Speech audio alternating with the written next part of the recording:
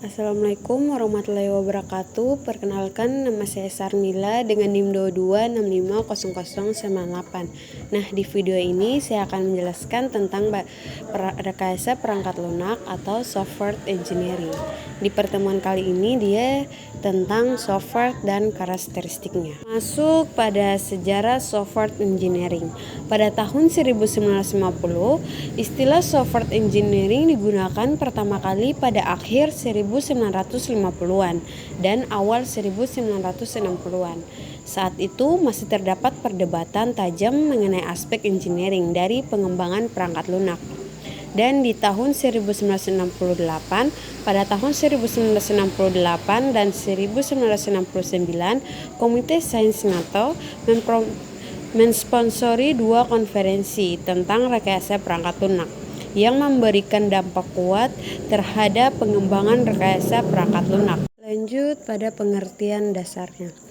Yang pertama, istilah rekayasa perangkat lunak atau RPL secara umum disepakati sebagai terjemahan dari istilah software engineering.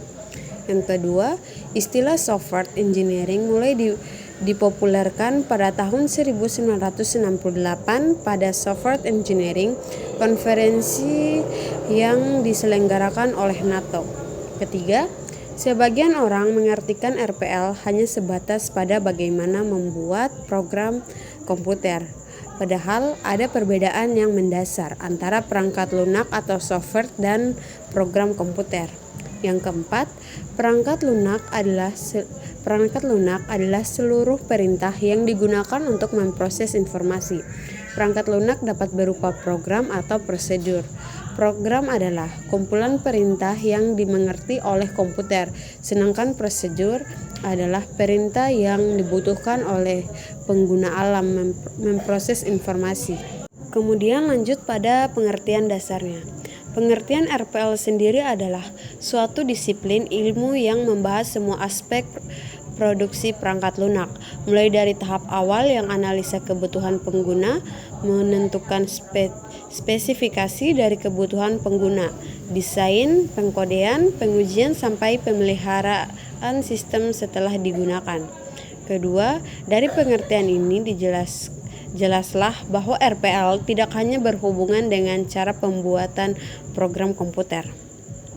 Yang ketiga, pernyataan semua aspek produksi pada pengertian sebelumnya mempunyai arti semua hal yang berhubungan dengan proses produksi, seperti manajemen proyek, penentuan personil, anggaran biaya, metode, jadwal, kualitas, sampai dengan pelatihan pengguna merupakan bagian dari RPL. Pada bagian penjelasan perangkat lunak software ini, dia ada 5 bagian. Pertama, perangkat lunak merupakan program-program komputer dan dokumentasi yang saling berkaitan. Kedua, rekayasa perangkat lunak berasal dari dua kata, yaitu software atau perangkat lunak dan engineering atau rekayasa. Ketiga, perangkat lunak atau software adalah source code pada suatu program atau sistem. Perangkat lunak tidak hanya dokumentasi terhadap source code, tapi juga dokumentasi terhadap sesuatu yang dibutuhkan selama pengembangan, instalasi, penggunaan, dan pemeliharaan sebuah sistem. Engineering atau rekayasa adalah aplikasi terhadap pendekatan sistem yang berdasar atas ilmu pengetahuan dan matematis secara aplikasi tentang produksi terhadap struktur, mesin, produk, proses, atau sistem. Terakhir, rekayasa perangkat lunak adalah suatu disiplin rekayasa yang berkonsentrasi terhadap seluruh aspek. Perkembangan rekayasa perangkat lunak.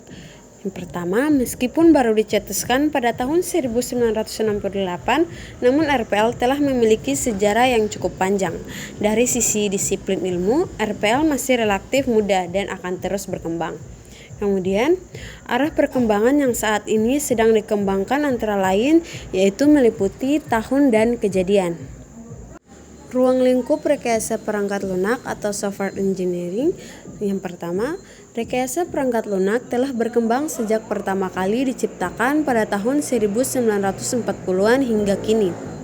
Fokus utama pengembangannya adalah untuk mengembangkan praktek dan teknologi untuk meningkatkan produktivitas para praktisi pengembangan perangkat lunak dan kualitas aplikasi yang dapat digunakan oleh para pemakai. Ruang lingkup rekayasa perangkat lunak atau software engineering yaitu software design, software construction, software testing, software maintenance, configuration management, tools and method, software quality, process, dan software queryment. Tujuan rekayasa perangkat lunak. Nah, tujuan dari rekayasa perangkat lunak ini ada 3. Yang pertama, menghasilkan perangkat lunak yang berkualitas. Yang kedua, menghasilkan perangkat lunak yang efisien. Yang ketiga, menghasilkan perangkat lunak tepat waktu. Faktor-faktor yang melatar belakangi munculnya RPL atau rekayasa perangkat lunak. Yang pertama, ketidakmampuan organisasi memprediksi waktu, usaha, dan biaya atau membangun perangkat lunak. Yang ketiga, perubahan nisbah atau rasio biaya perangkat keras terhadap harga perangkat lunak. Yang ketiga, kemajuan pesat perangkat lunak. Yang keempat, kemajuan dalam teknik-teknik pembuatan perangkat lunak. Yang kelima, tuntutan yang lebih tinggi terhadap jumlah perangkat lunak. Yang keenam, tuntutan yang lebih tinggi terhadap mutu perangkat lunak. Yang terakhir, meningkatnya peran pemeliharaan. Rekayasa perangkat lunak dan disiplin ilmu lain, yaitu cakupan ruang lingkup yang cukup luas, membuat RPL sangat terkait dengan disiplin dengan bidang ilmu lain, tidak saja subbidang dalam disiplin ilmu komputer, namun dengan beberapa disiplin ilmu lain di luar ilmu komputer. Kedua, hubungan keterkaitan RPL dengan ilmu lain dapat dilihat pada gambar selanjutnya. Nah, rekayasa perangkat lunak ini dia meliputi antara lain yaitu manajemen, matematika, ergonomika, rekayasa sistem, manajemen proyek, manajemen kualitas. Nah, rekayasa perangkat lunak dan disiplin ilmu lain. Yang pertama, di bidang ilmu manajemen meliputi akuntansi, finansial, pemasaran, manajemen operasi, ekonomi, analisis kuantitatif, manajemen sumber daya manusia, kebijakan, dan strategi bisnis. Kedua, bidang ilmu matematika meliputi aljabar linear, kalkulus, peluang, statistik, analisis numerik, dan matematika diskrit. Bidang ilmu manajemen proyek meliputi semua hal yang berkaitan dengan proyek, seperti ruang lingkup proyek, anggaran, tenaga kerja, kualitas, manajemen risiko dan keandalan, perbaikan kualitas, dan metode kuantitatif.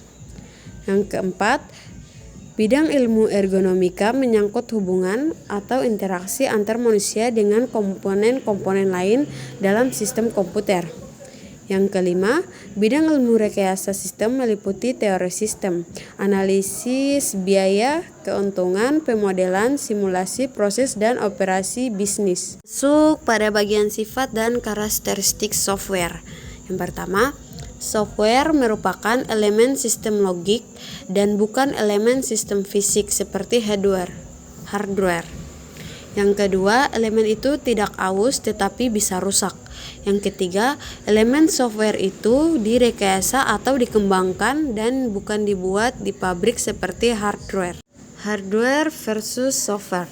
Nah, di hardware ini dia ada yang pertama manufactured, yang kedua wears out, yang ketiga build using components, yang keempat relatively simple. Sedangkan pada bagian software dia yang pertama ada developed atau engineered, yang kedua deteriorated, yang ketiga custom build, yang keempat kompleks.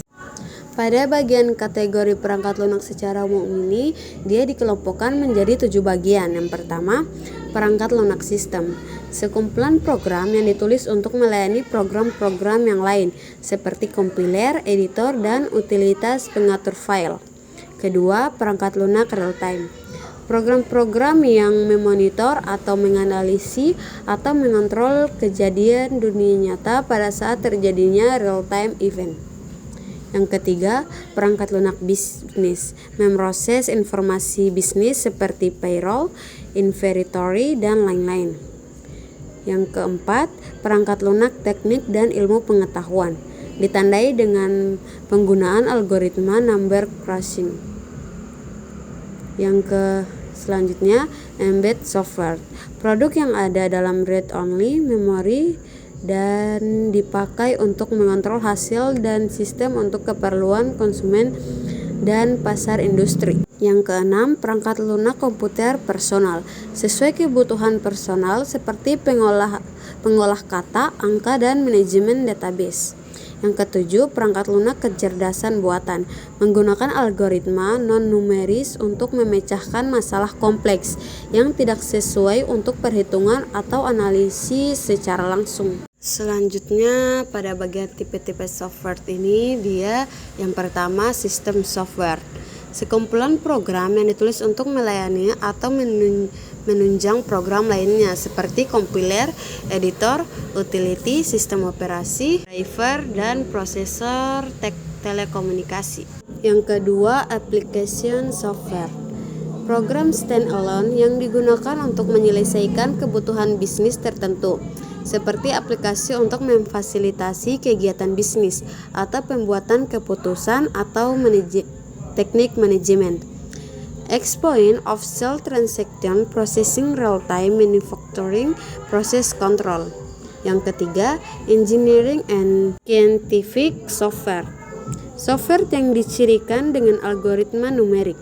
Aplikasinya berkisar dari astronomi sampai vulkanologi, analisis otomotif sampai dinamika orbit ruang angkasa. Software ini banyak digunakan dalam bidang engineering dan science. Contoh CAD atau Computer Aided Design, simulasi sistem. Yang keempat, embedded software.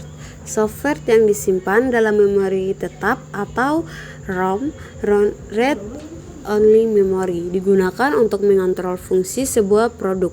Embedded software ini dijalankan dengan fungsi-fungsi terbatas seperti fungsi digital untuk automobil atau kontrol bahan bakar, dashboard, sistem rem. Yang kelima, product line software. Software yang dirancang untuk menyediakan kemampuan khusus yang dapat digunakan oleh banyak user yang berbeda. Inventory control product, word processing, spreadsheet, multimedia, manajemen database, game, aplikasi keuangan, dan lain-lain. Yang keenam, web application atau web apps. Software yang berpusat pada jaringan. Software ini menyajikan informasi berupa teks atau grafik. Web apps tidak hanya menyediakan fitur-fitur stand-alone, fungsi komputasi dan konten kepada end user, tetapi juga terintegrasi dengan database perusahaan dan aplikasi bisnis. Yang ketujuh, artificial intelligence software. Software yang banyak menggunakan algoritma non-numerik dalam memecahkan masalah kompleks yang tidak dapat dianalisis dengan komputasi biasa. Saat ini di bidang AI yang paling berkembang adalah Expense System atau Knowledge Based System. Bidang aplikasi lain dari software AI adalah pengenalan citra dan suara atau Image and Voice recognition, pembukaan teorema neural network, dan game. Baik, itulah penjelasan saya tentang rekayasa perangkat lunak beserta karakteristiknya. Sekian dan terima kasih. Wassalamualaikum warahmatullahi wabarakatuh.